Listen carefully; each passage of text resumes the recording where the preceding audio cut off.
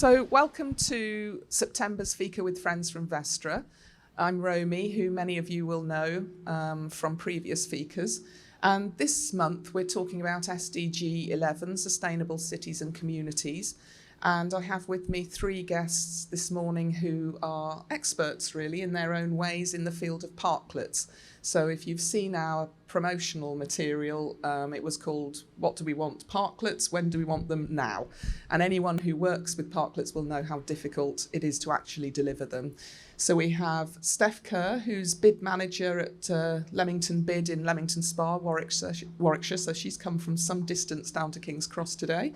We have Brenda Puech, who runs various community engagement activities around parklets, and she'll explain shortly what those are.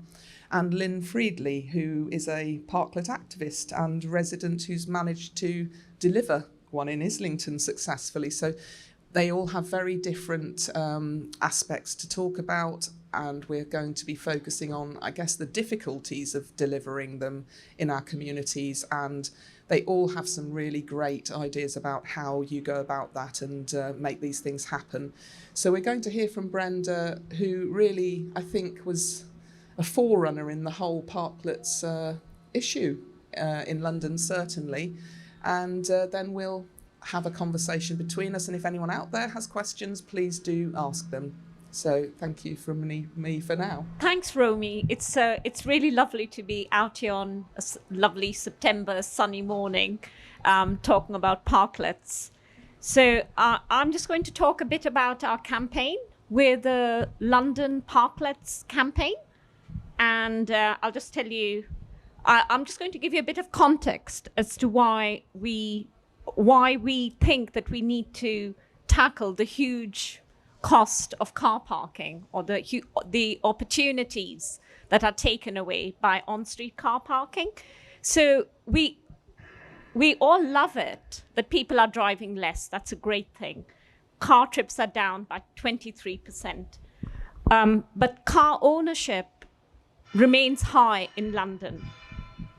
It's only fallen 4% compared to the 23% of trips that have fallen. So people still have cars and they're parking them on the streets and they're empty for 96% of the time. So we've got empty cars parked out on our streets that are not being used for anything at all, because people aren't even driving them. At least if they were driving them, they'd be of some use. They are of no use. And at the moment, the number of parking spaces taken up by parked cars is the size of 10 Hyde Parks. And so we feel this is a highly inefficient use of street space that could be so much better used for community use. So that's the context. So I don't know if any of you have heard of parklets. Maybe not. You have. One person has. Yeah, of course, us have. So this was an experiment that started in California in 2005, where students, landscape architect students, experimented by feeding a parking meter and just putting a bench and a potted plant out there to see how it would get used. And people were using it and were loving it.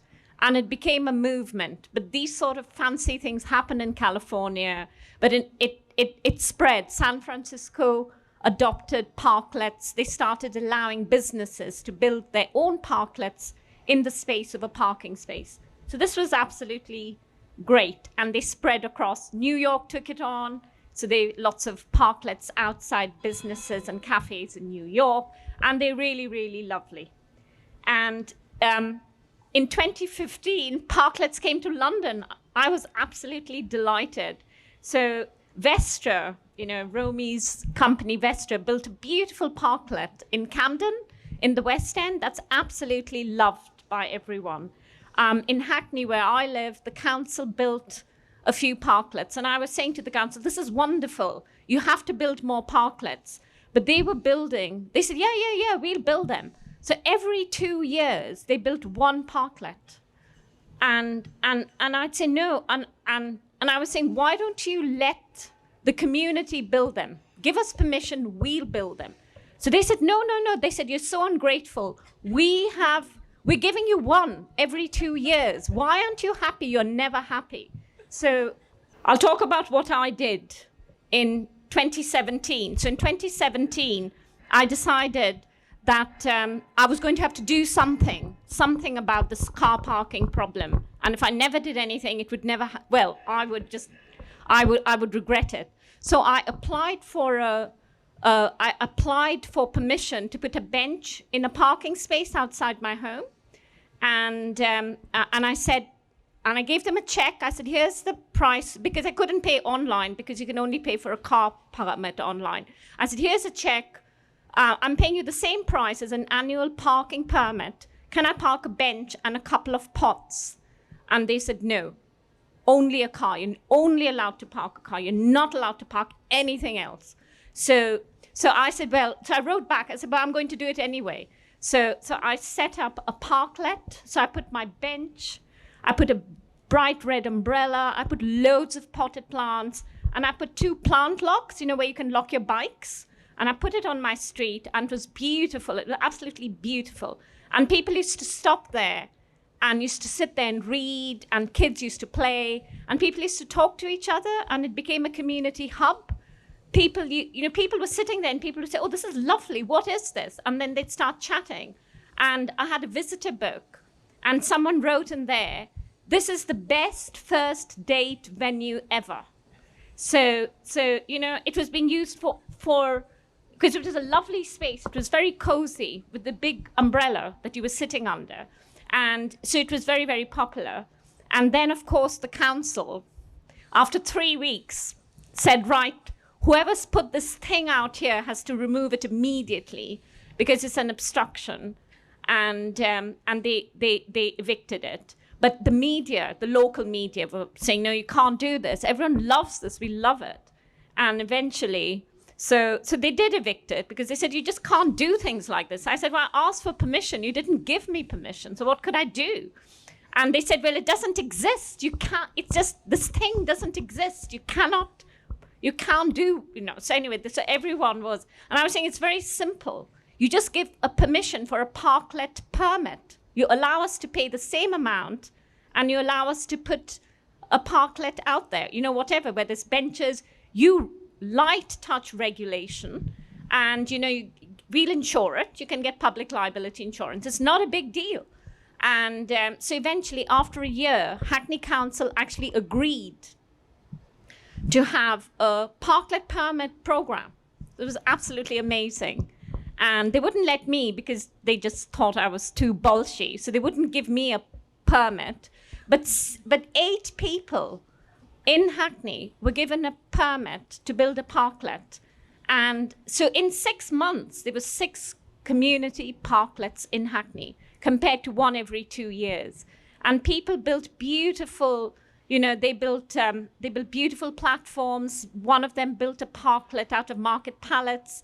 So some of them were very well built. Some of them were more, was sort of rough and ready. There was a huge range of parklets. Some of them just did artwork. They did beautiful array of planters, in metal, different shapes and sizes, and it was just a beautiful installation.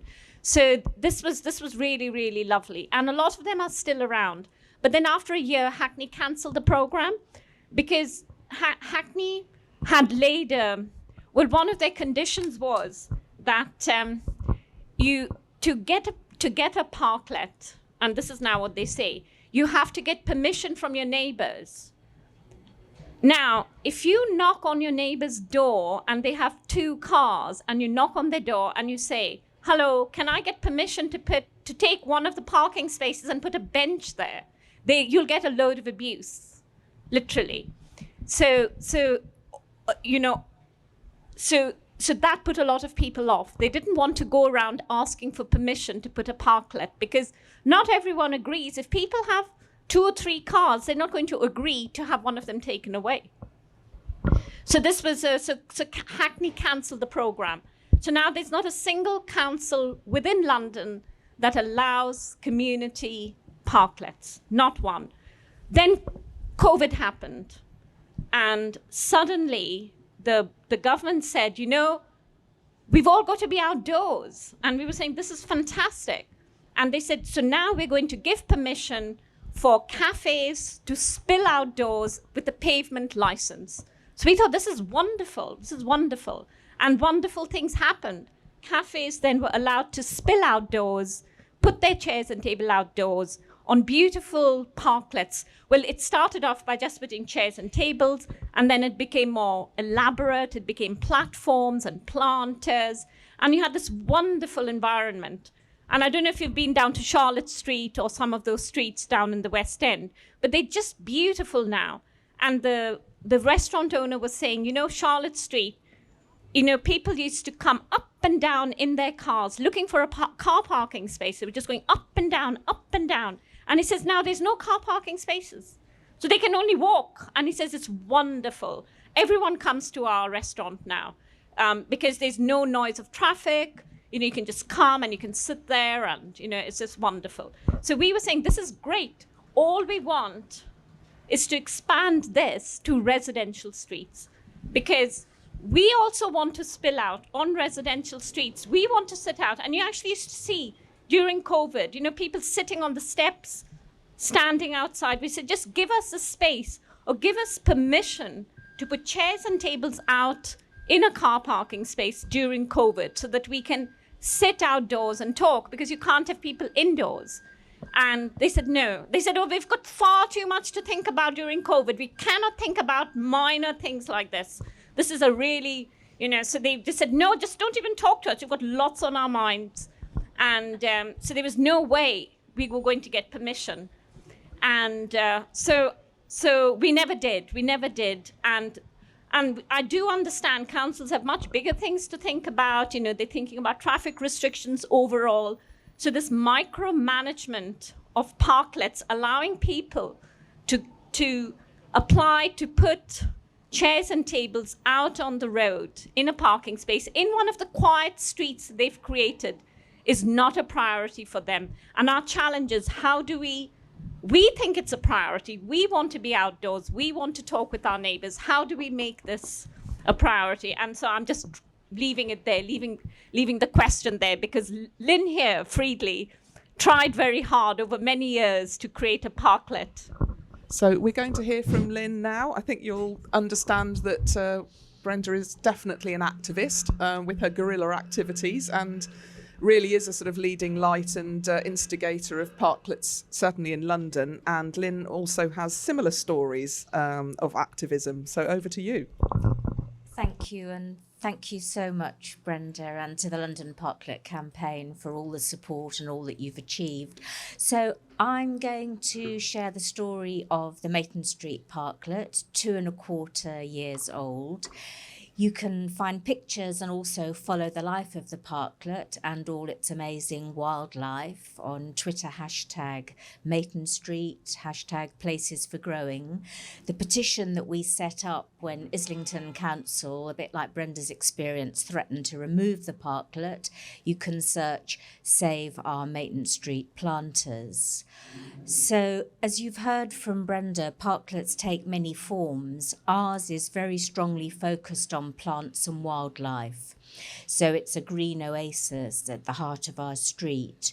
We have 2 planters made from recycled wooden pallets, and in the centre a series of pots. We occupy a single parking space that's 4.8 metres by 2.4 metres. In this pretty small space, we've got around 50 plants. We have herbs, we have salads, we have wildflowers, some very unusual like bird's foot trefoil, toadflax, teasel, and then many quite familiar. So we have bulbs in the spring, we have cottage garden plants like hollyhock and pinks and lavender.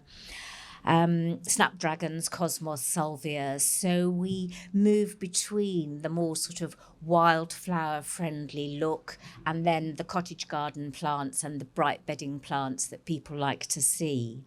So this space provides shelter for an amazing range of wildlife. And one of the things that you learn when you create a small space of plants like that is just how quickly it becomes populated. So we have birds and bees, we have a colony of ladybirds, we have moths, spiders, hoverflies, we have lots of things like worms, and beetles in the soil. We actually have a frog, and the local children have now created a mini water pond for the frog, and almost every day something new arrives. At the moment we have about 10 spiders, and they actually create webs that go from the trees down into the planter. So it's a green oasis, it's a haven for wildlife, it's a place where children can learn about nature on the way to school, and we're actually on 3 way to school routes. But it's also very much a place where people stop and chat, meet up, where we gather for carol singing, street lunches, to hang out. We celebrate milestones like the end of lockdown, like the start of the school year. And for me, a really special moment was the first time I heard somebody say, "Oh, meet you by the planters." So the planters, the wooden pallets, were designed, built and funded by a group of around 4 or 5 neighbours. It cost around £150, including plants, and we pay £100 a year in public liability insurance. Now, it's quite important to the story of the Maitland Street planters that we did originally try to get permission from Islington Council. We offered a range of, we thought, very creative ideas for a scheme to permit the repurposing of a small percentage of parking spaces across Islington. Sadly, our wonderful proposal, which I think there'll be a link to, for a residential green growing permit is lying dusty on a shelf in the council somewhere. We couldn't get permission or even a dialogue about repurposing a percentage of parking spaces. And that is in a borough where actually the vast majority of people do not own a car. Notwithstanding that, Islington often resembles a giant parking lot for many of the reasons that Brenda has explained. So in the absence of permission, in the absence of a dialogue, we decided to do it anyway. Crucially, we consulted residents and we worked to build support. We did door knocking, we got in touch with the local press. When the threat from the council became overwhelming, we did paper petitions, we did an online petition. We had lots of conversations, we checked it out with wheelchair users, with people pushing pushchairs and shopping trolleys. And I think that's very important because parklets are symbolic of a major change. And that's a change away from streets dominated by cars. And so parklets have an emotional meaning, and that's the meaning attached to how people feel about that kind of change, how people feel about the environmental movement, how people feel about the debates about climate change. And I think when we're facing opposition about parklets and these kind of green spaces, is quite important to think about changes that we ourselves don't want. So, for example, I do not want to give up my gas cooker. And so whenever I'm having a conversation with somebody who doesn't want to give up a car parking space, I remember my gas cooker, because I think it's very important to acknowledge that we all have some things that we don't want to give up and some changes that we don't want to make. Some people will strongly oppose any attempt to reduce or remove car parking spaces, even when they don't have a car. And as in our case, the council almost certainly will be part of that opposition. So our planters were established in July 2019, and the first 6 months were really, really tough. We got removal notices, obstruction orders, bureaucratic ultimatums that we couldn't possibly meet, the threat of fines, having to pay for the removal, plus we had a significant level of vandalism. We had people deliberately driving into the planters and vociferous opposition and complaints from a very small but very vocal minority of local residents. At one stage, the combination of the vandalism and the threat from the council meant that we had to set up a 24-hour rota to protect the Parklet, because we knew that if we didn't do so, it would be unlikely to survive. And we also believed that the council were quite capable of coming in the middle of the night and taking the planters away. So through all of this struggle, we evolved some key principles and practical lessons. The first of which is that every single day that the planters remain is a victory, as the Parklet moves from a novelty to a fixture. And so when the Parklet had been there for a year, we celebrated. We had a party in the street to celebrate the fact that the Parklet was still there. We repair any damage immediately. When the cars drove into the planters, we borrowed tow ropes, we got a car and we towed the Parklet back into position. We build back stronger, we build back better, we build back relentlessly. It's non-negotiable, the Parklet is there to stay. But we also think very carefully about the message.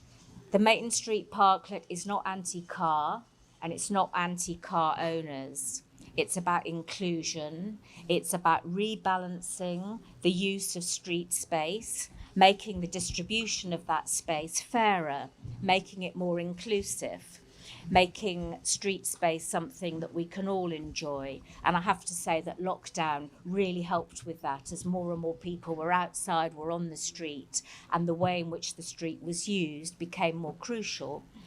Children are absolutely central to that. Involve children. Planters are a daily wildlife drama. If you've never watched larvae transforming into ladybirds, you really haven't lived. And kids absolutely adore that kind of drama.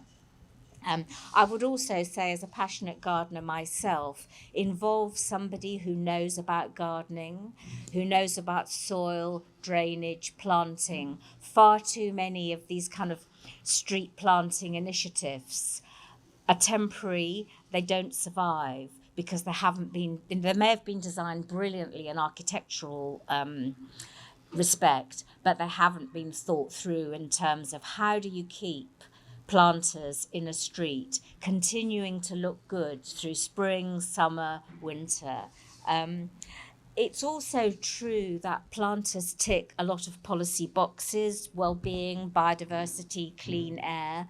Remind the authorities of this, remind the council of this, hold them to account, and demonstrate how, as in the case of Maton Street, the planters are ticking all those boxes. Above all, in Maton Street, over the past 2.25 years, we've used the planters to normalise socialising in the street.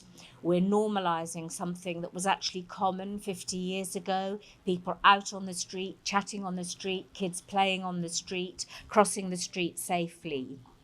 So whether that's, as I keep banging on about the ladybirds, watching larvae turn into ladybirds, watching spiders spin webs, making a water garden for a visiting frog, using the planter as a resource for sharing seeds and plants. We mark special events, as I mentioned. We marked the end of lockdown, the return to school. When children were returning to school and feeling very anxious because we're on a school route, we made little pots full of plants and herbs and offered them to each child to welcome them back to the street, to the journey to school.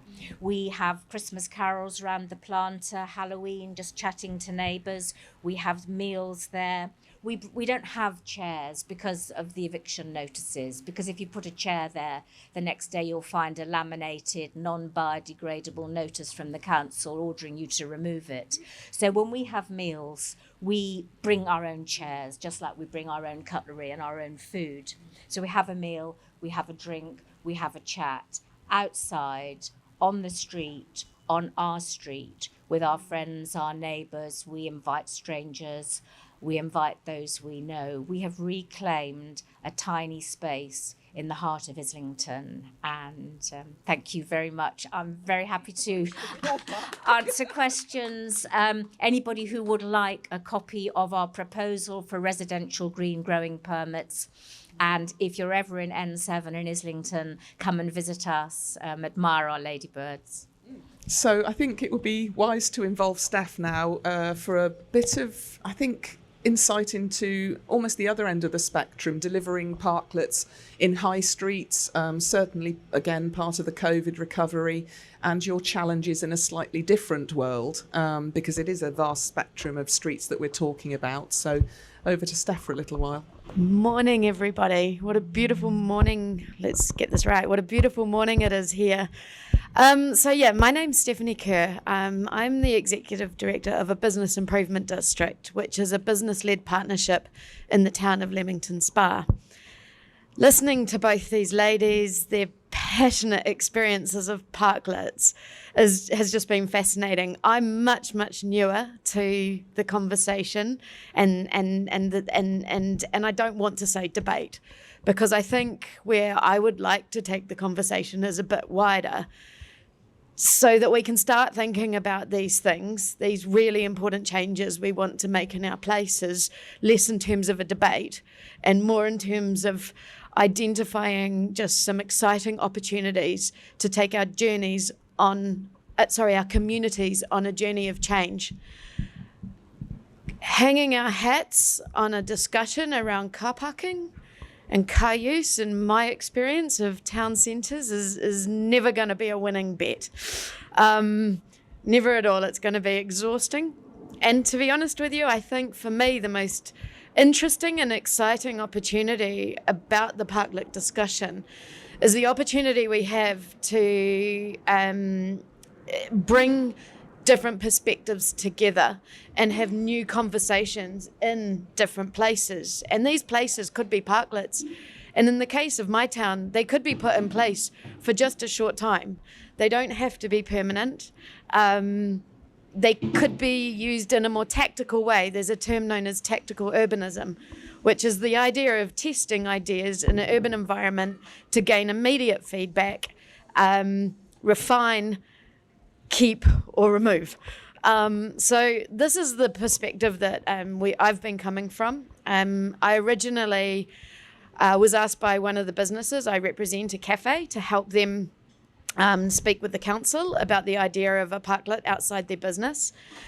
For me, the opportunity was exciting because it enabled that cafe to use some additional space during COVID. We know the challenges there, but also to start thinking about how public and private space, we could start blurring the lines between us and them and public and private space. I think, the business boundary goes to here and then it's the council, and their job is to maintain the highway. And it becomes a very black and white conversation. I'm not going to say we've succeeded at all. In fact, the conversation, we're sort of on that journey. Up in Kenilworth, which is the next door town to ours, but the same local authority area, a chap named Adam Tranter set up a parklet in a free car parking space in near the town centre. And I say free because it wasn't one where you had to pay to park in, which presents different challenges from an enforcement perspective with the council. So he set that parklet up, and I was chatting to him yesterday. It lasted for about 7 months before some other changes on the high street and a complaint. I think it was just from one resident, to be honest, but it was more to do with the other changes in the high street meant that it had to be removed. And you can read about it in the local paper. There was a bit of an uproar about it. Anyway, he moved the parklet into a vehicle, into a van, this cute van, and then he had a permit for the car park, a legitimate van car park permit, and he's brought the parklet back, but on the back of a van. And it can move as well. And I think for Adam and I both, we talk to the same local authority, and for us it's really important that the conversations are really positive and healthy. I manage a town centre. There's a multitude of other things that we're looking after and managing, and so for me it becomes, making sure that I spend my time wisely and getting into some, a deep-rooted fight is never going to be a good use of time. So Adam and I, we're grateful that the conversations we've had with the local authority have been convivial, absolutely. But we're mindful that some of the challenges that they're presenting us with, relate to the highways code, and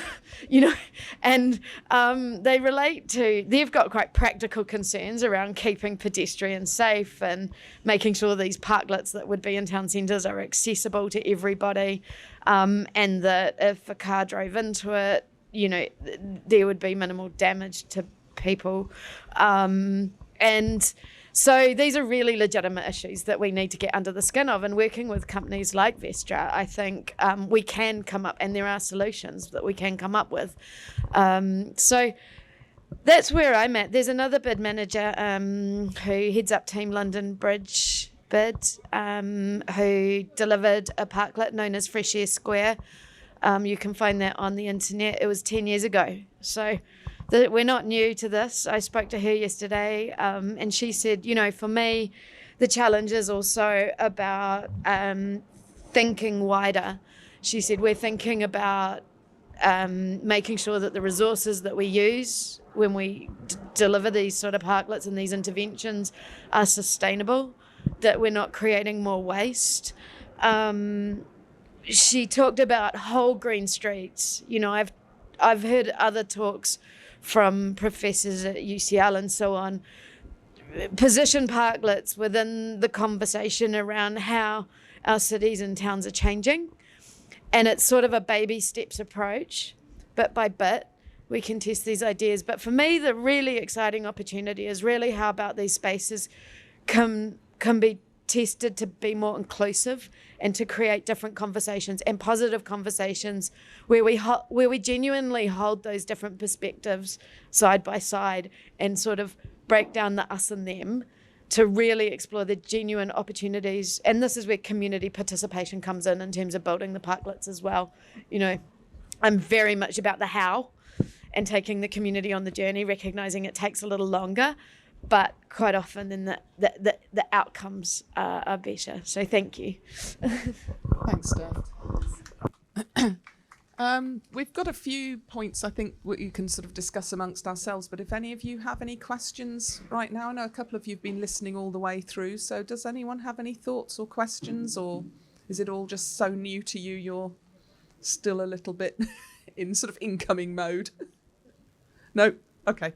I just wondered, we see and we deliver to some extent parklets globally. We've got many of them now in places like Vancouver. We had a big trial in Berlin. Oslo has taken out all pretty much 600 parking spaces in its city centre and converted them to other uses, including parklets. Definitely in the States we see it happening, and actually it's starting here post-COVID. We see some cities, but we just seem to talk about it a lot here. We need to improve air quality. We need to make places more equitable. We need to be more sustainable. We need biodiversity, and yet we just aren't able to do it at the same scale. And Oslo is a very, very small capital city, but they've managed to close down most of the city centre to traffic because of all of those things: air quality, carbon, concerns about future sustainability. How can we learn, do you think, from some of these places and bring in more places for nature, places for cycling, places for sitting and growing? Is it step by step as you're doing in this sort of guerrilla activity, just do it, which is much harder on high streets, isn't it? It would just be towed away. I think we probably need a combination, because I think a lot of what Steph said really resonates with me, some of those practical issues, because all of us suffer from the current system. All of us are breathing the same air, and all of us are struggling to cross streets that are choked with traffic. All of us are suffering from not being able to get places because the transport is inadequate. So I do think there's a common conversation to be had. But I also think, and perhaps I would say this because of our experience, there comes a point when you can no longer allow bureaucratic obstacles to stand in your way. And so local communities have a very important role, to come together and to fight that. But I certainly think the practical conversations, the acknowledging that there are some shared problems, and then requiring, we have through the democratic process in local authorities, we have an opportunity to ask councils what they're doing about things within their strategic plans, within their policy. And we have an opportunity to hold politicians to account. We've got COP26 coming up, and we have to move quite quickly because there is a climate emergency. I live in a borough where a climate emergency has been recognised and declared, and I don't know if that's the same in Leamington. So if that's the case, then the question becomes, well, if there's a climate emergency, what are we doing about that, and how can Parklets contribute? Absolutely. Did you want to mention something? Yeah. Yeah, absolutely. It's what we want, something that you've created. We want that on every street. So that's what the London Parklets campaign wants. At least one parklet community space identified for every street. It's not a huge ask. There are hundreds of cars on every street. To have one community hub is a modest ask, but very, very important ask. I should just mention in terms of activism and direct action, we actually, this weekend, tomorrow and the day after, we are having a people parking day where we're inviting people to do something different in a car parking space and to activate the space as something different, just to show the authorities that we do want something different than just car parking spaces on our street. We do want community spaces on our street. And if you look in The Guardian today, they've published our call for action. So we're very happy with that. We're also having a tour of community parklets and business parklets tomorrow, starting in Islington and doing a tour of Islington Parklets and Hackney Parklets. And if you're interested, just Google Tour de Parklets. iBike London is running them. And I just quickly say that one initiative that would make our life much easier would be if central government would deregulate, would lower the regulations that make every curbside space default a car parking space. If they remove that regulation, it would make everyone's life much easier. Because in order for the local authority to change one car parking space, it's so highly regulated, they have to spend £5,000 on the legal aspects of changing one car parking space. So with one stroke of the pen, the government could say, okay, we're removing that regulation. The government goes on and on about removing red tape, reducing bureaucracy. But where car parking comes, it says keep the bureaucracy, make it difficult to change it to anything else. So that's a huge thing, huge injustice. And I think that's one thing that would certainly help us a lot. I'm going to pass it on to Steph. Thanks, Romy. Gosh, it's such an interesting conversation, just the different perspectives, I think. I think there's an enormous amount we can learn from other places. Some of the Scandinavian countries, parts of the States where I'm from, New Zealand. There's just an enormous amount we can learn. And I think that learning extends, around things like parklets, but public realm as well. So often I find public realm changes in this country don't surmount much more than bricks and bollards, and they're just not that inspiring. So I think there's an opportunity there. I think when we do this learning, one of the things that I sometimes struggle with in my small town is making sure that we're looking at comparable places. Because when you start, we can learn something from London when we're looking at a small town in Warwickshire or a rural area. But there's a lot of things that are different. Like, for example, we don't have very good public transport. There's not Ubers flying around everywhere. The buses are really, really difficult. Within our lower income communities, they need a car to get to their jobs, and then they've got to get from their job to pick up their children at 3 o'clock. You know, we've got to make sure that we position our learning within our communities, and that learning reflects our communities of interest. But there are solutions to this as well. I mean, on one hand you've got parklets, on one hand you've got cycle lanes, and of course we've got to figure out how they interact as well, because we want more of both. And so, and there's some brilliant examples, but as I say, like, I think maybe setting up some conversations between our members, because we do need the political will locally as well as nationally, but setting up some conversations with perhaps, like, you know, some people in Sweden, or, you know, and actually building some real bridges as well that way with the technology now. We're used to that now, so. We have a Fika that's available to view from Dan Hill, who's ex-Arup, and he's in Vinnova now, which is the Swedish innovation body. And in Sweden, they are removing, and particularly all of the parking spaces, to do a similar city centre sort of complete transformation. And they're trying to create, I don't know if you've heard of the 15-minute city now, which Paris is going for. In Stockholm, they're talking about the 1-minute city. So on every single street, exactly as we're talking about, there is this community hub, there is growing space, there is somewhere to park your bicycle, there's a seat, and it's for the community. So, I mean, they're pushing forward again, and I think there's a lot you can learn from what they're doing literally now. I just wanted to add something, that I think it's also important to remember that the way that things are done now excludes a lot of people. Children are pretty much excluded from the streets unless they have adults with them. People with disabilities, older people. It's been very interesting to me in having the conversations locally about how much the dominance of cars disadvantages people, keeps people indoors, fills people with fears about safety and their children, stops older people using the streets as they might once have done, 50 years ago. So business as usual is not only environmentally disastrous, I mean, coming back to stuff, it's also socially disastrous. And inclusion involves doing things differently, true inclusion.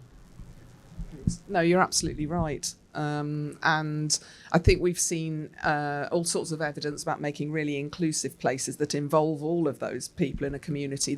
We were talking about we try and get seating into places like this. We'll put seating out, and we have had the police say, we've donated seating. You can't do that. It's going to bring antisocial behaviour. That's another aspect to Parklets as well.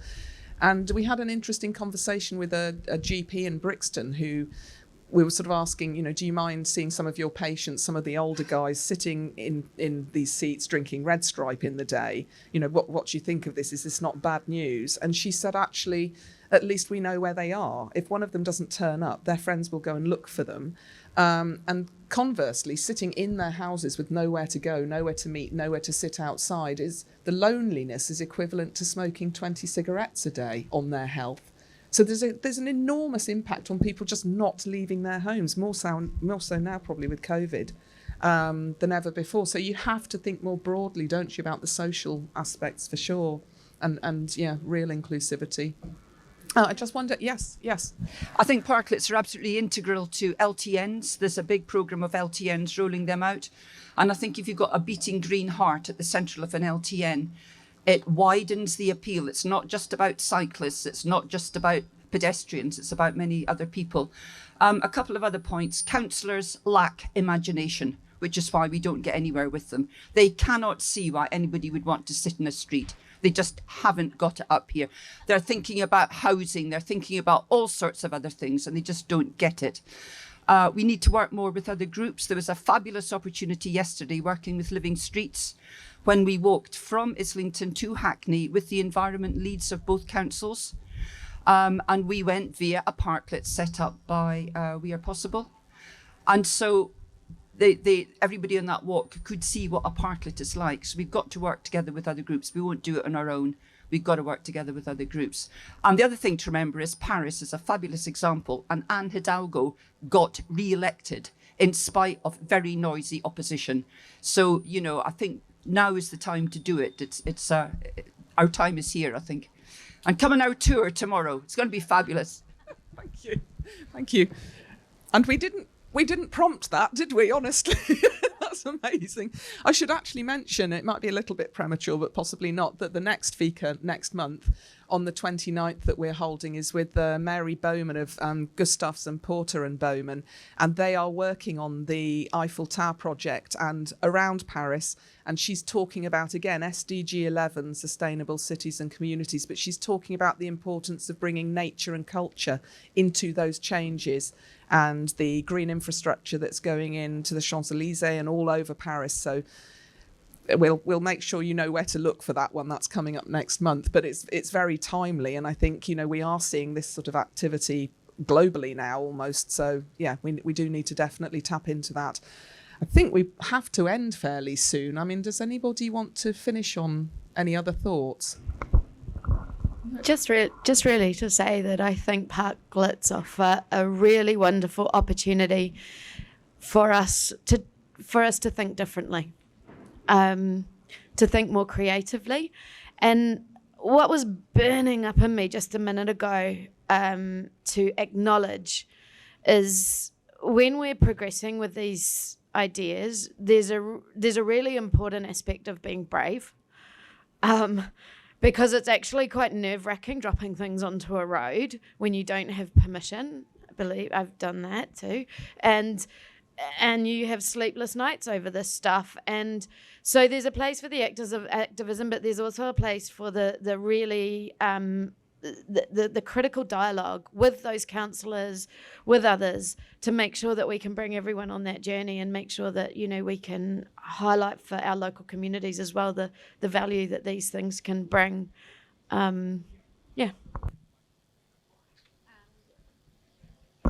So I'll just finish by saying that, yes, we can't, and it's easy to be passive and accept the status quo. But I think in order to bring change, we have to be active. We have to reclaim our spaces. You know, some of us, we have to take over. We have to show that we want something different. And just writing a letter on its own doesn't help, or signing a petition. Sometimes you've got to be out there on the street and saying, we want this. So you either join Lynne on her Parklet and say, no, we do want this. We do want to sit out on the street. So this weekend, go out, find a parking space, get a folding chair, sit there, have a cup of tea, take it over, say we want something different. We want to do something different in our parking spaces. Be the seed. It will grow. It will grow. Thank you. Bring a ladybird. Yeah. Bring a ladybird. I think I just want to use this opportunity to thank all the people who have supported Mayton Street on our journey, all the conversations, both convivial and difficult, that we've had, the over 1,300 people who signed the petition, the wonderful support we have from our local MP, and it has to be said, our local Green councillor, and all the people who just stop at the Parklet and say, this is wonderful, this is beautiful, I'm so glad this is here. It wouldn't have been possible without all that support. No, thank you, Lynne. So I think we'll come to an end now. Thank you so much to all three of you for joining us. Steph for trekking down from the Midlands, and Brenda after we had dinner last night and it was getting a bit late. So yeah, and Lynne, thank you so much for showing that it can be done. And if you'd like to follow our Fika series, you can find it on vestra.com. We run these every month. We talk about the United Nations Sustainable Development Goals because they're at the heart of our business, and we talk about environmental and social aspects that are close to our hearts. So thank you for joining us as well, and have a lovely day.